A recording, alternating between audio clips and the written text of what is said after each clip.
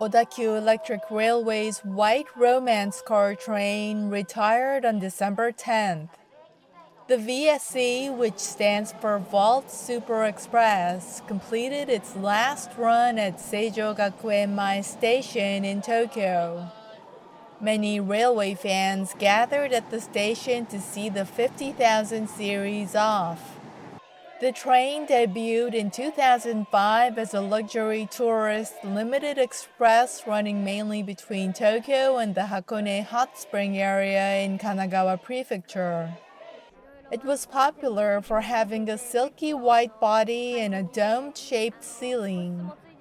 This series was withdrawn from regular service in March 2022 as the vehicle structure was unusual and officials found it difficult to update the equipment.